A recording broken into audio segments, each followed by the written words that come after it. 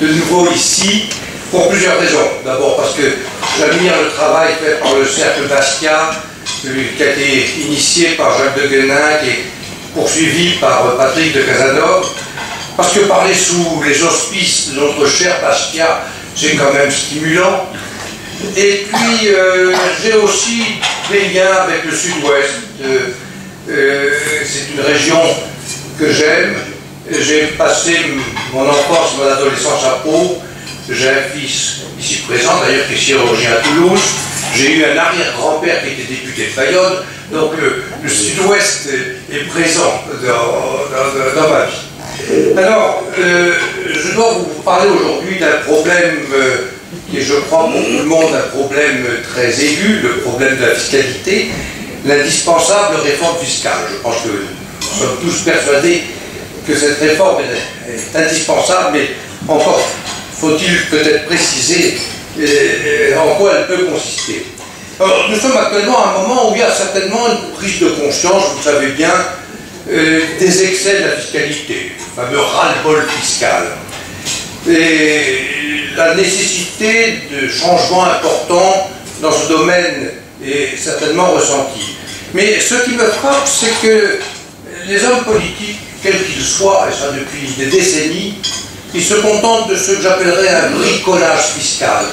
On fait varier un taux de 1 ou 2%, on crée un petit impôt, on supprime une exonération, etc. On fait du bricolage et il n'y a aucune vue d'ensemble. Alors je dois reconnaître que ce n'est pas évident, parce que les problèmes en question sont des problèmes très complexes. L'impôt met en cause absolument toutes les relations entre les individus dans une société, et il faut un effort important pour essayer d'apprécier la portée des réformes fiscales. Et c'est la raison pour laquelle, avant de parler de choses plus concrètes concernant spécifiquement notre pays, je crois qu'il est important de prendre un peu de recul et de s'interroger sur certaines des grandes caractéristiques que présente de manière générale la fiscalité. Je serai alors à même de mieux préciser quels sont, à mon avis, les principaux défauts de la fiscalité française, et bien évidemment, la réforme qui s'impose pourra être déduite facilement de ces préliminaires. Donc, je voudrais tout d'abord prendre une vue assez générale sur la fiscalité, avec l'idée d'ailleurs suivante, quelles sont les justifications que l'on peut apporter à la baisse ou même à la suppression des impôts. L'impôt, dira-t-on bien sûr, est justifié par la nécessité de financer les dépenses publiques. Et il n'est pas facile de parler uniquement d'impôt sans penser à la contrepartie qui est la dépense publique. Mais cela nous entraînerait un peu loin, bien évidemment, de discuter du rôle de l'État, des rôles de l'État. Je me permettrai juste de faire une remarque, à savoir que je suis très frappé de voir qu'il y a beaucoup de travaux qui ont été faits, par des libéraux bien sûr, pour étudier comment pourrait être rempli de manière volontaire par des contrats libres entre des individus libres, des tâches qui sont actuellement considérées comme des tâches qui relèvent nécessairement de l'État. Eh bien, il est frappant de voir qu'on a toujours des solutions qui sont importantes. Et j'ajouterais même que l'être humain est capable d'imagination à un point extraordinaire. Et l'une des difficultés que crée aux sociétés la présence de l'État, c'est qu'il empêche l'expérimentation. Car l'État a l'habitude de prendre un monopole quand il exerce une activité, et il empêche par conséquent les innovations dans les domaines en question. Donc, ne discutons pas des tâches de l'État, essayons de nous focaliser sur le problème de l'impôt. Et je voudrais évidemment commencer par une remarque très générale, à savoir que l'impôt est imposé. L'impôt, c'est le résultat d'un acte de contrainte. Et il devrait, par conséquent, être suspect à nos yeux. Il y a en effet deux manières pour les êtres humains de fonctionner, soit à partir d'actes libres, soit en agissant sur la contrainte. Et la contrainte, bien évidemment, est a priori critiquable, elle est contraire à la nature profonde de l'être humain. Et c'est l'une des raisons pour lesquelles il me paraît légitime de parler d'esclavage fiscal, nous sommes des esclaves fiscaux, de parler de tyrannie fiscale, comme c'est le titre d'un livre récent. Mais je voudrais maintenant essayer d'entrer un peu plus précisément dans l'analyse et souligner ce qui me paraît être les conséquences les plus néfastes de la fiscalité, quel que soit l'impôt concerné. Le premier problème que je voudrais soulever, le suivant, c'est que l'impôt entraîne une double destruction des incitations productives. J'insiste beaucoup sur ce terme d'incitation parce qu'il se réfère au comportement humain. Et je suis là aussi frappé de voir que dans la plupart des discussions sur la fiscalité, on a une approche globale et abstraite. J'aurai l'occasion peut-être de reparler tout à l'heure. On nous dit par exemple actuellement que l'une des tâches prioritaires, c'est de restaurer la compétitivité des entreprises. C'est une approche qui me paraît contestable parce qu'elle ne s'interroge pas sur les ressorts de l'activité humaine. Et l'être humain, il a besoin d'incitation pour agir. L'être humain est un acteur. Je pense toujours au titre de ce beau livre de Mises, L'action humaine. Je pense qu'il est toujours nécessaire, quand on veut s'interroger sur les problèmes économiques, de revenir à ce fait majeur que l'être humain est un acteur, il agit. Et il agit, bien entendu, en fonction du rendement de son action et du risque attaché à l'action en question. Or, bien évidemment, l'impôt, quel qu'il soit, réduit le rendement de l'action humaine et détruit, par conséquent, les incitations à faire des efforts productifs, des efforts de travail, des efforts d'innovation, des efforts d'épargne, d'investissement, etc. L'impôt, par nature, est destructeur parce qu'il diminue le rendement de l'activité humaine. Et par ailleurs, dans la mesure où il permet de financer des dépenses publiques, c'est-à-dire que l'on donne à des citoyens des biens et services gratuitement ou quasi gratuitement, il y a une destruction également de ce point de vue-là. Les individus sont moins incités à faire des efforts par eux-mêmes, puisqu'ils peuvent obtenir un certain nombre de choses dont ils ont besoin sans faire d'efforts, quelles que soient les activités qu'ils poursuivent.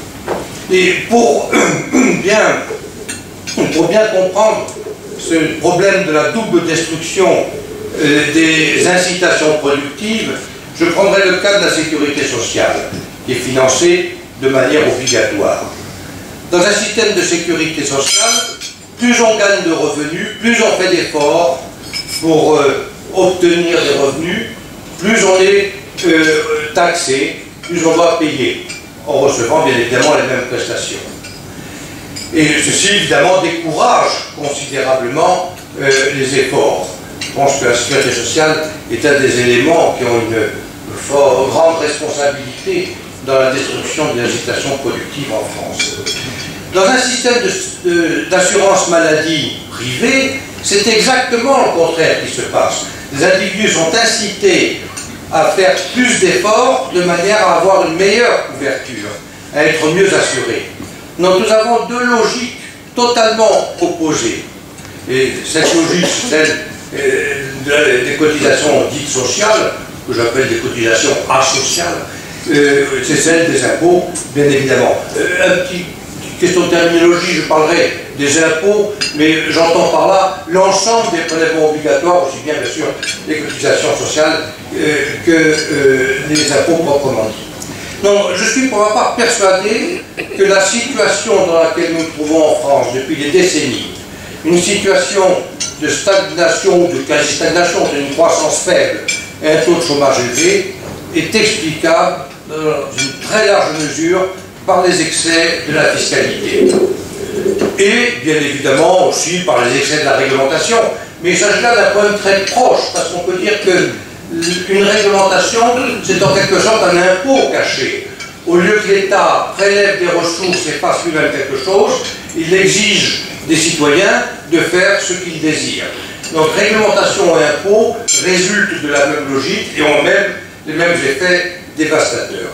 Et je crois donc qu'il est totalement vain de penser que l'on peut sortir de la situation où nous sommes sans une profonde réforme fiscale, c'est-à-dire une profonde et rapide baisse des impôts.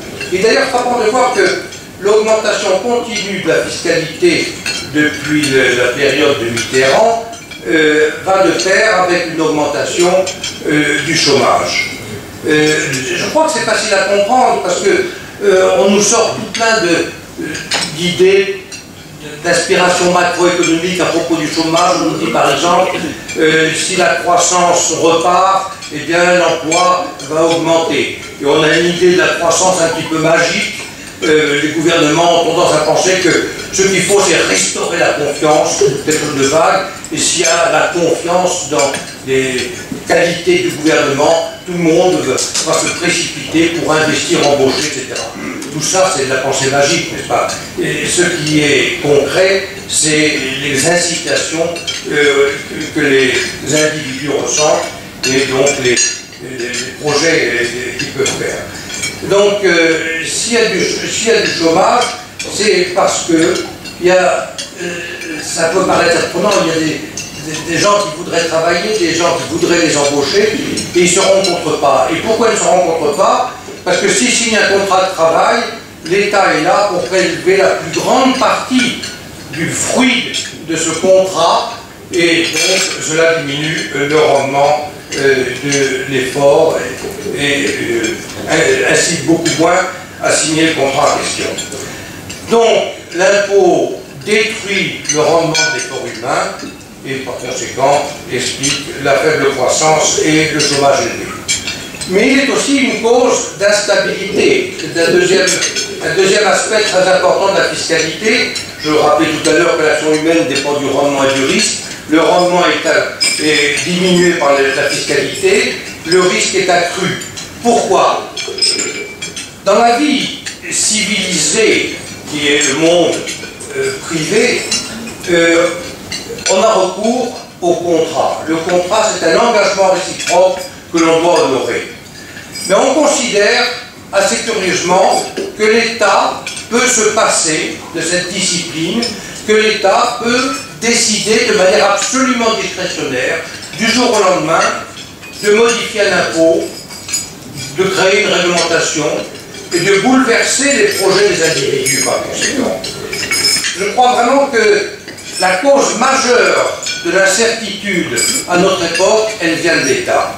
Et c'est tout à fait paradoxal parce que dans tous les manuels de macroéconomie, on nous dit l'un des rôles fondamentaux de l'État, c'est la stabilisation économique. Or, à notre époque, l'État est le facteur essentiel de l'instabilité. Il l'est par sa politique fiscale, il l'est par sa politique monétaire. Je n'ai pas le temps d'évoquer ce problème en détail, mais je l'ai développé dans mon livre « Revenir au capitalisme pour éviter les crises ». La dernière crise que nous avons eue a été causée par une politique monétaire déstabilisatrice et par un certain nombre d'autres politiques interventionnistes. Donc, à notre époque, l'État est le facteur fondamental de l'instabilité. Les êtres humains sont arrivés à surmonter les risques de la nature par toutes sortes d'activités, en diversifiant les activités, en développant des activités d'assurance. Et puis le risque majeur à notre époque, c'est celui qui est créé par l'État. Or, ce risque n'est pas assurable. Vous ne pouvez pas vous assurer contre le risque que l'État augmente vos impôts et bouleverse par conséquent tous vos projets. La troisième caractéristique de l'impôt que je voudrais souligner, c'est qu'il conduit à raréfier l'échange. En effet, pour des raisons de commodité, l'administration fiscale frappe tout ce qui passe par le marché, ce qui a par conséquent une valeur mesurable. Et ceci incite les individus à éviter le marché et à faire eux-mêmes des choses qui seraient beaucoup mieux faites par d'autres s'ils avaient la possibilité de recourir à l'échange. On aura par exemple, pour cet exemple au hasard, un individu qui est un mauvais cuisinier, qui fera lui-même la cuisine au lieu d'aller au restaurant, parce que l'activité chez lui n'est pas taxée, tandis que l'activité qui résulte du contrat lorsqu'il va dans un restaurant est taxée. Un autre aspect négatif et peut-être mal connu, mal perçu de la fiscalité, c'est son manque de transparence. Là encore, je pense qu'il est bon de comparer avec ce qui se passe dans le monde civilisé du contrat libre. Quand deux individus font un contrat librement, chacun sait exactement ce qu'il obtient pour ce qu'il donne. Les choses sont précises. Et il n'y a pas de spoliation par conséquent. Dans le cas où l'État intervient, les choses sont tout à fait différentes. Et pour le faire comprendre, je voudrais prendre un exemple imaginaire. Supposons qu'initialement, il n'y a pas d'État. Et il y a un entrepreneur qui signe un contrat de salaire avec un salarié. Il lui promet un certain salaire pour une certaine durée. Et puis un État arrive et il décide de créer un impôt, appelons-le par exemple une TVA. Il va percevoir cette TVA. La TVA, son nom est très précis, c'est une taxe à la valeur ajoutée. On a tort de dire que c'est un impôt sur la consommation, c'est une taxe sur la valeur ajoutée. La valeur ajoutée, c'est la richesse qui est créée au sein de l'entreprise. Donc l'État va prélever sur la valeur ajoutée de l'entreprise. Et qu'est-ce qui va se passer? L'entrepreneur, il a signé des contrats, certains, avec les salariés, les traiteurs, etc. Il ne peut pas modifier de manière discrétionnaire les contrats, contrairement à ce que fait l'État. Donc, dans le court terme, ce qu'il va pouvoir faire, simplement, c'est de supporter lui-même le poids du nouvel impôt qui a été créé. Ceux qui pensent que la TVA est un impôt sur la consommation croient qu'il va augmenter ses prix pour en faire supporter le poids au consommateur. C'est pas possible car le pouvoir d'achat monétaire est déterminé de manière exogène, par exemple par la quantité de monnaie. Et s'il était possible comme ça, de manière volontaire, à n'importe quel moment d'augmenter les prix, pourquoi ne l'aurait-il pas fait avant pour avoir des profits plus élevés? S'il ne l'avait pas fait, c'est que c'était impossible. Et c'est pas parce qu'on a créé un impôt que tout d'un coup, on peut demander des prix plus élevés. Donc le profit de l'entrepreneur va diminuer. Mais bien entendu, il va essayer de répercuter au moins partiellement cet impôt, parce que sinon, la rentabilité de son entreprise peut être trop faible ou même négative et risque de faire faillite. Il ne peut pas renégocier immédiatement les salaires. Donc ce qu'il va faire, c'est, par exemple, lorsqu'il va recruter un nouveau salarié, de proposer un salaire qui est plus faible, ou alors il va proposer une augmentation des salaires plus faible que ce qui aurait été permis du fait de l'amélioration de la productivité. Ce que ça veut dire, c'est que nous ne savons absolument pas si le poids de l'impôt, en définitive, est supporté par l'entrepreneur, par les salariés, par les prêteurs. Et c'est quand même ahurissant que dans un pays comme le nôtre, où la fiscalité représente à peu près 50% des richesses qui sont créées, qu'on ne sache pas, en définitive, qui supporte effectivement le poids de cette fiscalité. D'autant plus que, bien évidemment, souvent, les gouvernements essayent de cacher le poids de cet impôt en développant des impôts qui ne sont pas douloureux pour un grand nombre de gens. Nous avons actuellement une situation où plus de 50% des gens ne payent pas l'impôt sur le revenu, ils croient que l'État est gratuit. Et donc ils sont incités continuellement à demander une augmentation des dépenses publiques. Mais sans le savoir, certainement, ils payent en partie la TVA, les impôts de société et toutes les cotisations sociales, etc., toutes sortes d'impôts. Donc il y a là véritablement ce qu'on pourrait appeler un mensonge d'État, qui est un aspect extrêmement négatif de la fiscalité.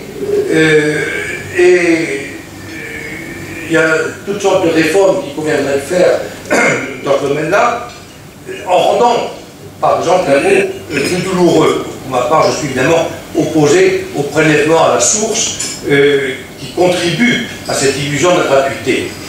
Il y aurait une réforme très simple qu'aucun gouvernement n'a fait, parce que tous les gouvernements que nous avons connus sont des gouvernements socialistes, soit de droite, soit de gauche, mais il aurait été facile, tout simplement, de décider que l'entrepreneur n'avait pas à être un intermédiaire dans les prélèvements obligatoires, qu'il paye la totalité du salaire brut au salarié, que le salarié paye son assurance maladie, etc. L'impôt, par ailleurs, est source de gaspillage. Je serai rapide là-dessus, mais il est évident qu'il y a le coût de l'administration de l'impôt, mais il y a aussi un coût dont on parle rarement, qui vient de ce que la fiscalité impose aux contribuables, des tâches qui sont parfois considérables.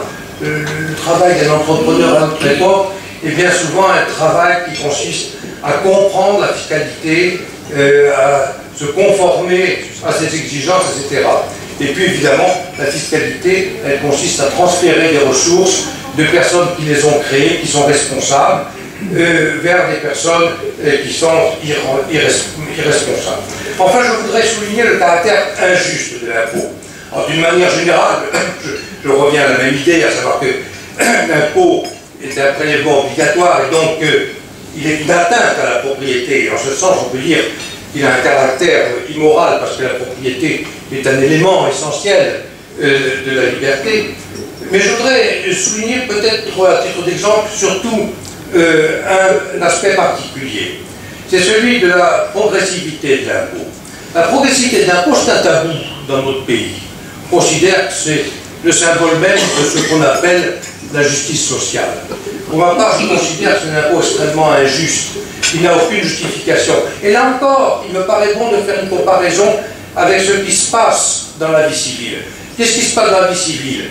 On a reconnu que l'effort marginal était plus difficile que l'effort antérieur. C'est-à-dire que, par exemple, les heures supplémentaires sont davantage payées que les heures normales, précisément parce qu'il faut compenser le salarié du fait qu'il fait un effort qui est plus coûteux pour lui. L'impôt progressif fait exactement le contraire. Il impose d'autant plus les gens qui font plus d'efforts que leurs revenus sont plus élevés. Et bien évidemment, ça signifie qu'il crée une désincitation à faire des efforts, en particulier, bien évidemment, pour ceux qui en sont les victimes et qui, a priori, sont les plus productifs, les plus talentueux, ceux qui sont les plus capables de développer des ressources pour tout le monde. Là encore, on vit avec des schémas qui sont des schémas plus ou moins d'aspiration marxiste, même si officiellement le marxisme a disparu. Les gens bien souvent raisonnent en termes de catégories. Il y a les salariés, puis il y a les exploiteurs. Ce sont deux catégories antagonistes et il faut donc lutter contre cette exploitation. La réalité est toute différente, parce que l'entreprise, c'est un système de contrat qui est bénéfique pour les deux. Dans une entreprise, dans une société humaine, les êtres humains sont complémentaires et solidaires de ce point de vue-là. Il n'y a pas de salariés qui soient prospères s'il n'y a pas des entrepreneurs qui soient innovateurs, courageux, travailleurs. Et inversement, bien évidemment, il n'y a pas d'entrepreneurs qui réussissent sans avoir des salariés de qualité. Donc c'est un intérêt commun des deux qu'il y ait des gens qui soient motivés. La progressivité tue l'incitation à faire des innovations. Et nous le voyons d'ailleurs d'une manière très concrète par le fait que notre pays expulse en quelque sorte, pousse à l'exil certains de ceux qui sont les plus capables de créer des richesses. Donc voilà une liste des défauts que l'on peut rencontrer dans toute fiscalité, à des degrés plus ou moins importants bien entendu. Et j'en viens maintenant plus précisément au cas français. Alors quels sont les principaux défauts de la fiscalité française? D'abord, il y a son poids global, bien évidemment. Nous avons un record du monde. Je crois qu'il y a guère que la Finlande qui fasse pire que nous, mais le poids global de la fiscalité est considérable. Et il ne faut pas oublier de ce point de vue-là que tous les impôts, toutes les cotisations sociales pèsent sur la même matière fiscale, à savoir la richesse créée dans les entreprises par les efforts conjoints des uns et des autres. Impôt sur le revenu, TVA, cotisation sociale, etc., etc., tout ça représente des prélèvements sur la richesse créée par les individus dans les entreprises. Et ce prélèvement, il représente selon l'État 50%, 60%, 80% même. Il est évident, je reviens, n'est-ce pas, à l'idée de la destruction des incitations, il est évident que pour un grand nombre de gens, un taux de prélèvement de ce genre est tout à fait dissuasif. Donc le poids global de la fiscalité est évidemment un élément important, caractéristique de la fiscalité française. On peut l'illustrer par quelque chose dont je pense la plupart d'entre vous ont entendu parler, qui est la courbe de Laffer, qui indique que plus on augmente le taux des impôts, plus l'assiette fiscale se réduit, et plus il peut arriver même que les recettes diminuent. Et nous le voyons très concrètement. On nous l'a dit il y a 2 jours, encore dans les journaux. Le gouvernement est stupéfait parce que les recettes de l'impôt sur le revenu sont beaucoup plus faibles que ceux qu'il avait calculés. Mais évidemment, il décourage l'activité humaine. L'assiette fiscale se rétrécit. Donc c'est un cercle vicieux absolument terrifiant dont il faut sortir, mais sortir à grande enjambée, c'est-à-dire par une réforme qui soit extrêmement vigoureuse. Donc le poids global, deuxièmement le caractère injuste, et je reviens au problème de la progressivité. Et alors de ce point de vue-là, je voudrais souligner une chose qui me paraît importante. On a répété indéfiniment en France au cours des mois passés que le gouvernement socialiste s'était converti à une politique libérale parce qu'il avait adopté une politique de l'offre, ce qu'on appelle en anglais le supply side economics. Et parce qu'il a fait le CIC, n'est-ce pas, le crédit d'impôt pour la compétitivité et l'emploi, le pacte de stabilité et de solidarité, qui implique en principe des baisses d'impôts. Il y a là quelque chose de totalement erroné. Parce que ce qu'on a appelé les supply side economics, aux États-Unis en particulier, consistait précisément à diminuer de manière considérable la progressivité de l'impôt, c'est-à-dire à supprimer ce qu'il y avait de plus désincitatif dans les impôts. Et pour ma part, d'ailleurs, je n'aime pas tellement cette expression, on oppose la politique de la demande, qui est la politique d'inspiration keynésienne, qui consiste à dire qu'il faut augmenter la demande, soit par la dépense publique, soit par l'exportation, pour que la production suive. C'est une idée qui est majoritaire en France, qui est complètement fausse. Il conviendrait de mettre Keynes à la poubelle et toute l'approche de la demande. Mais par ailleurs, il me paraît erroné aussi de parler de politique de l'offre. Je préfère pour ma part, pour les raisons que j'ai indiquées tout à l'heure, parler de politique des incitations. Le problème se place au niveau individuel. Il faut modifier la manière de se comporter des individus en restaurant les incitations productives. Et donc ce que la politique dite de supply side a reconnu, c'est qu'il fallait en priorité supprimer les impôts ou les taux d'impôts qui étaient les plus désincitatifs. Ce qu'a fait le gouvernement français, ça n'a absolument rien à voir. Quel a été en réalité l'objectif de cette politique de crédit d'impôt et le pacte de responsabilité et de solidarité? Ça consistait à mettre le paquet sur les revenus faibles, d'une part pour des raisons démagogiques électorales, n'est-ce pas, et par ailleurs avec une idée typiquement keynésienne consistant à dire qu'il faut relancer l'économie par la demande, et pour relancer par la demande, une possibilité, c'est pas seulement la dépense publique, mais c'est la consommation. C'est la consommation. Donc c'est typiquement une politique keynésienne. Et c'est donc une erreur majeure de dire que ce gouvernement a fait une politique de l'offre et une politique libérale sociale.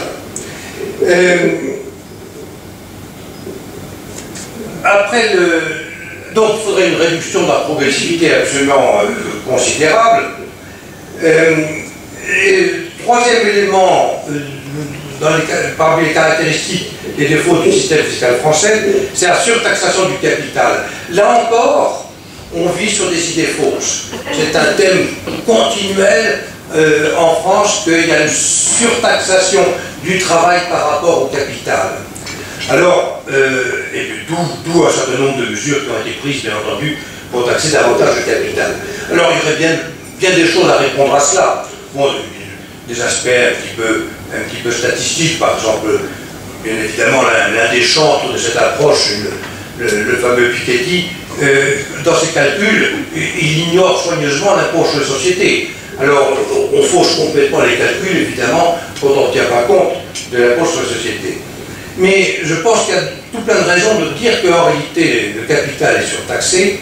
Alors, je voudrais d'abord souligner un aspect qui est mal connu, à savoir que l'impôt sur le revenu, et je serais tenté de dire c'est la même chose pour la TVA, dans la mesure où la TVA est un impôt sur la source des revenus, l'impôt sur le revenu décourage le choix du futur, décourage le choix d'accumulation de capital. Imaginons quelqu'un qui a gagné 100 au cours d'une année, et imaginons pour simplifier qu'on lui prend 50 par l'impôt sur le revenu. Il lui reste 50. Qu'est-ce qu'il peut faire avec les 50? Consommer les 50, la matière fiscale disparaît parce que la consommation est un acte de destruction, ou épargner, réintroduire dans le circuit productif des ressources en question, qui donneront un rendement, qui entreront à nouveau dans l'assiette de l'impôt sur le revenu, etc., etc. Et je pense pour ma part qu'il faudrait considérer que le capital il a un statut intermédiaire dans la chaîne de production. Et il conviendrait à la limite de taxer uniquement lorsqu'on arrive au bout de la chaîne de production et sursoir à l'imposition du capital aussi longtemps que les ressources qui sont créées ne sont pas consommées. Et puis bien évidemment, il y a toute une série d'impôts qui frappent le capital. Nous les connaissons bien, c'est l'ISF, sont les droits de succession. Il y a aussi le fait qu'il y a un peu double taxation par l'existence de l'impôt sur les sociétés et de l'impôt sur le revenu. À une époque, il y avait l'avoir fiscal. L'avoir fiscal était parfaitement logique. Il consistait au fond à considérer que l'impôt sur les sociétés, c'était un paiement d'avance sur l'impôt sur le revenu. Et on déduisait donc la somme en question. Et puis après, on est passé à d'autres systèmes, le prélèvement forfaitaire, l'abattement, etc. Je n'entre pas dans les détails, c'est un peu complexe. Le gouvernement socialiste a réduit ces dispositifs. Et je voudrais juste souligner une chose. En ce qui concerne les obligations, il y avait jusqu'au gouvernement socialiste actuel, il y avait un prélèvement forfaitaire libératoire, je crois qu'il était de 24%. Et donc, tous ceux qui pensent qu'on favorise trop le capital disaient c'est scandaleux qu'il y ait ce prélèvement forfaitaire. En fait, il était parfaitement justifié parce que nous avons toujours une certaine dose d'inflation et par conséquent, l'impôt, il frappe l'intérêt nominal alors que ce qui concerne les individus, c'est l'intérêt réel. Et on peut très facilement montrer que même avec des taux d'inflation très faibles, il peut y avoir une spoliation complète du rendement de l'épargne à cause du fait que l'impôt sur le revenu frappe les revenus nominaux. Donc ce prélèvement forfaitaire était justifié, il a été supprimé, ce qui décourage évidemment l'épargne. Alors c'est important parce que, une fois de plus, il faut réagir contre les idées keynésiennes et l'idée qu'on peut faire la relance par la consommation. Pour ma part, je considère que la véritable relance, c'est la relance par l'épargne. Pourquoi? Parce qu'il n'y a pas de croissance économique sans accumulation de capital, sans qu'il y ait des gens qui fassent l'effort de ne pas consommer tout de suite, de mettre des ressources de côté. L'épargne, ce n'est pas une destruction de biens, contrairement à ce que pensait Keynes dans des hypothèses très particulières et très critiquables. L'épargne, elle est réintroduite dans le système productif et elle permet d'obtenir davantage de ressources dans le futur. Mais là encore, on vit sur des préjugés, le préjugé pour la consommation et contre l'épargne.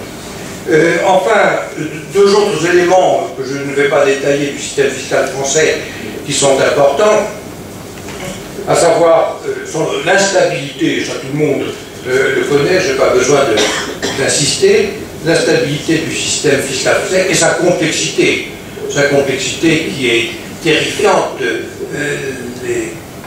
Les bureaucrates se délectent à faire des systèmes complexe. Voyez par exemple le crédit d'impôt, lequel est un système extrêmement complexe que l'on a du mal à comprendre. Alors j'en viens enfin aux réformes fiscales, c'est une conséquence logique de ce que je viens de dire, et pour ma part je pense que les principales réformes qu'il conviendrait de faire rapidement et profondément sont les suivantes.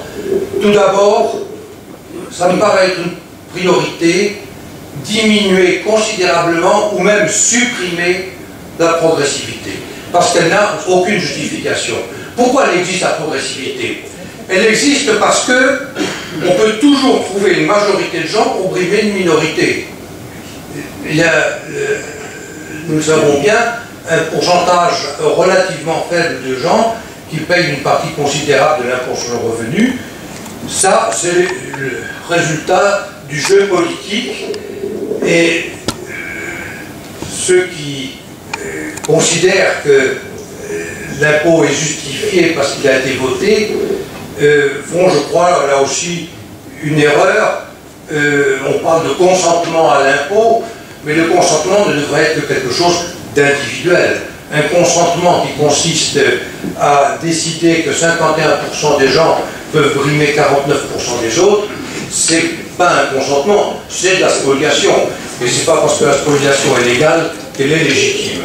Donc il n'y a aucune justification à la progressivité, elle est extrêmement destructrice, comme je le rappelais, et donc ce serait une priorité. Si on pouvait en France introduire la flat tax, ce qu'on appelle la flat tax, c'est-à-dire la taxe d'impôt à taux proportionnel, je suis persuadé que cela aurait des conséquences formidables sur l'activité économique. Juste une petite histoire à ce sujet. Il est frappant de constater que la flat tax, elle existe en Europe essentiellement dans les pays anciennement communistes. Ils savent ce que c'est le poids de l'État. Et elle a été créée, elle a été lancée pour la première fois par Mart Laar, Premier ministre d'Estonie, qui a été nommé à 32 ans à ce poste. Il était professeur d'histoire et il connaissait rien d'après ce qu'il dit lui-même, il connaissait rien à l'économie, sauf qu'il avait lu un livre d'économie. Mais c'était un livre de Milton Friedman. Ce qui est important, c'est d'avoir les bonnes idées. Et donc, il s'est dit, mais c'est formidable, c'est ça qu'il faut faire. Donc, il se demandait comment développer une nouvelle classe d'entrepreneurs alors que l'Estonie avait hérité de ces grands trusts soviétiques. Et il a pensé que la flat tax était quelque chose d'encourageant pour eux. Et ce n'est peut-être une coïncidence, mais malgré tout une coïncidence frappante, l'Estonie a été pendant des années le pays, parmi les pays anciennement communistes, qui a eu la plus forte croissance, une croissance d'au moins 8% de manière continuelle. Et il a donc été imité par la suite par d'autres pays. Alors pourquoi ne pourrions-nous pas imiter ces petits pays qui savent ce que c'est que le collectivisme et qui ont expérimenté d'autres solutions. Et on pourrait bien sûr citer aussi l'expérience Reagan, Thatcher, qui n'ont pas instauré la flat tax, mais qui ont diminué de manière absolument considérable et très rapidement la progressivité de l'impôt. Ce qu'on a constaté par exemple aux États-Unis, c'est que bien sûr, pendant une courte période, les recettes fiscales de l'impôt sur le revenu ont diminué parce qu'il faut un peu de temps avant que les gens réagissent, mais au bout de 2 ans, si j'ai bonne mémoire, on avait retrouvé le niveau de recettes fiscales antérieures, et en particulier, les gens à revenus élevés avaient contribué beaucoup parce qu'ils avaient développé leurs activités. En Angleterre, alors que les cerveaux quittaient l'Angleterre, il y a eu au contraire un mouvement de retour vers le pays du fait de la baisse de la progressivité. Il y a eu une réforme formidable aussi en Nouvelle-Zélande qui a été faite par un gouvernement travailliste, ce qui est intéressant. Donc nous avons toute une série d'exemples qui montrent que la diminution de la progressivité est la réforme qui peut véritablement changer les choses. Deuxième élément, bien évidemment, et je ne vais pas détailler ce point, il faudrait supprimer l'ISF, et j'ajouterai les droits de succession. Les droits de succession, parce que c'est l'impôt sur le capital, mais aussi parce qu'on a une conception erronée des droits de succession. On a tendance à dire qu'ils sont justifiés parce que ça crée l'égalité au départ. Mais je crois qu'il faut faire les choses tout à fait autrement et se placer du point de vue de celui qui a accumulé du capital, qui a fait l'effort d'accumuler du capital, il en est le légitime propriétaire. Et on devrait reconnaître que c'est son droit le plus strict de faire ce qu'il veut avec ce qu'il possède de manière légitime. Donc même indépendamment de l'aspect purement économique, je pense que sur le plan moral, la suppression des droits de succession est quelque chose de justifié. Toujours dans ce même ordre d'idée, éviter cette double taxation de l'impôt sur les sociétés et de l'impôt sur le revenu que j'évoquais tout à l'heure. Toute petite parenthèse à ce sujet. Quand le gouvernement socialiste prétend par exemple qu'il va diminuer l'impôt sur les sociétés, il faut bien voir que ce n'est pas une diminution nette, parce que si les profits conservés augmentent un peu, ils vont être frappés ensuite par l'impôt sur le revenu. Donc il y a là quelque chose d'un petit peu ambigu. Autre réforme qui me paraît très utile, c'est d'instaurer ce que j'appelle l'impôt sur la dépense globale, qui consisterait tout simplement à demander aux contribuables, quand ils font leur déclaration annuelle, qu'on appelle actuellement, n'est-ce pas, la déclaration d'impôt sur le revenu, leur laisser la latitude, s'ils le désirent, de déduire de l'assiette de l'impôt la partie qui est épargnée, pour les raisons que j'ai indiquées tout à l'heure. Et bien entendu, le rendement de l'épargne en question serait réintroduit dans le futur dans l'assiette et taxé, sauf s'il est à nouveau réinvesti. Et ceci aurait par ailleurs le mérite de créer une certaine cohérence dans l'assiette fiscale. On pourrait supprimer justement facilement les droits de succession, mais aussi les impôts sur les plus-values, etc. Et puis supprimer toutes ces dispositions particulières qui concernent par exemple les placements financiers. Quatrième réforme, supprimer bien sûr tous les petits impôts, les niches fiscales. Ce qui est frappant avec les deux derniers gouvernements que nous avons eus, c'est qu'ils ont supprimé les niches fiscales, mais sans en même temps diminuer la progressivité de l'impôt, ce qui a été le cas dans des pays qui ont diminué la progressivité. Créer bien évidemment la concurrence pour l'assurance maladie, c'est-à-dire supprimer le monopole de la sécurité sociale. Et puis je voudrais ajouter deux choses qui ne sont pas spécifiquement, qui ne relèvent pas spécifiquement de la fiscalité, mais qui seraient nécessaires si on voulait avoir véritablement un changement du modèle économique. Remplacer les retraites par répartition par les retraites par capitalisation, parce que dans un système de retraite par capitalisation, vous le savez bien, on est responsable et on est incité bien entendu à accumuler le capital, et puis bien évidemment faire une politique très profonde déréglementation. Alors, il est évident que nous n'en sommes pas pour le moment à ce type de réforme. Est-ce que nous pouvons garder l'espoir que dans un avenir rapproché, nous aurons des hommes politiques qui seront suffisamment convaincus pour aller dans cette direction? Je peux évidemment que le souhaiter, mais je ne suis pas non plus convaincu que cela sera possible. Mais je pense en tout cas qu'il est important de réfléchir à ce problème de la fiscalité qui est absolument central et d'essayer le plus possible de véhiculer des idées qui sont bien souvent encore mal perçues et qui sont tellement contraires aux tabous sur lesquels nous vivons malheureusement, mais des tabous qui sont profondément destructeurs. Je vous remercie.